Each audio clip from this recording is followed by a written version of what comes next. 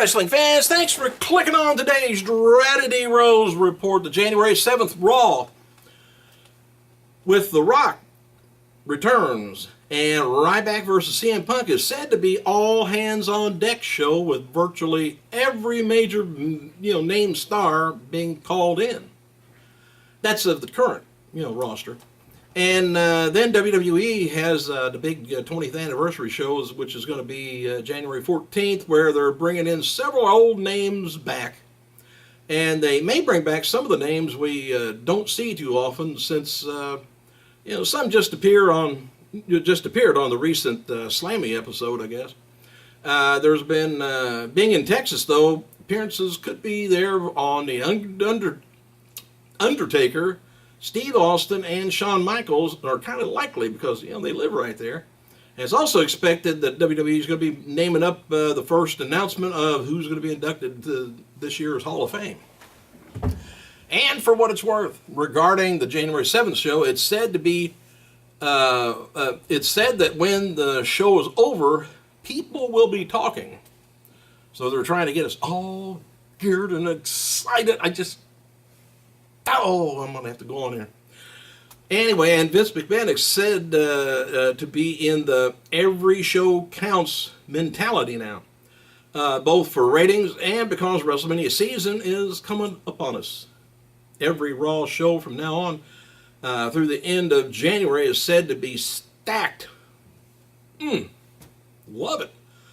WWE Hall of Famer Jim Ross, he turns 61 years old today, and ECW original Vic Grimes and New Jack turns 50.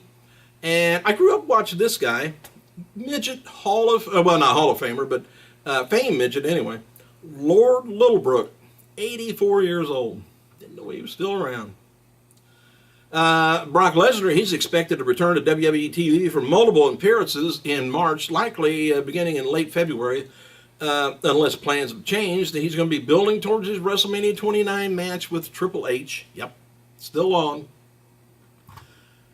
Speaking of Lesnar, by the way, his contract expires with WrestleMania, and it's unknown yet if they're going to re-sign him for another year or not. Depends on the ratings and some of this. WWE is facing the same issues as they do every year once WrestleMania is over, with about 4 expected top 6 headliners, that won't be appearing after April. That's The Rock, The Undertaker, Triple H, and Lesnar. Now they're losing ratings. Don't know whether, and they're losing buy rates and stuff, but it's just too bad they can't build those 4 people in the people that's there now. Not the same, persona or anything, but just build them up that big, that good. Anyway, The Rock was in Boston all last week, likely for the holidays, and working with a local Gold's Gym, 3 or 4 times a week, I guess.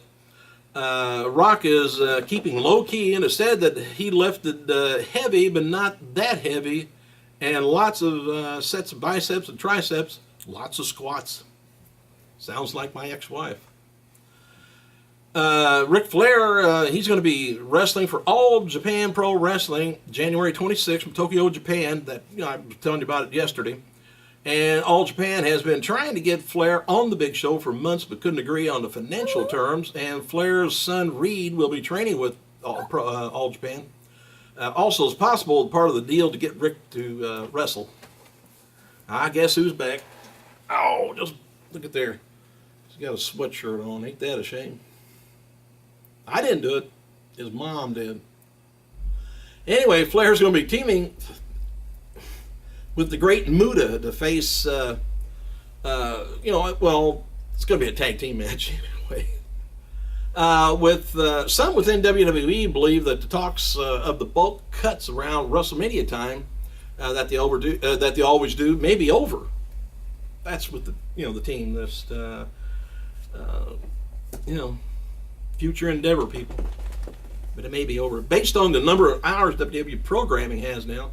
And the thin roster talent, while there will still be some obvious cuts, most likely in the future, especially if you don't pass drug tests after the 3rd time. They'll probably won't happen once, like it used to in recent years. So if you're there now, you might be in, unless you make some bad enemies, you might be there for a while. As noted earlier, by the way, old Evan Bourne will not be back in time for Royal Rumble pay-per-view, but officials are expecting Bourne to be back for WrestleMania 29 at the earliest, likely right after, there in WrestleMania. The Rock, I don't know whether he'll make it on the WrestleMania show, but I hope he does. Anyway, The Rock is being added to advertising for the February 12th SmackDown taping in Little Rock, Arkansas. Beginning January 7th, The Rock's going to be returning to WWE TV as a fairly regular character, doing most Raw tapings and a few SmackDown events in 3 pay-per-views.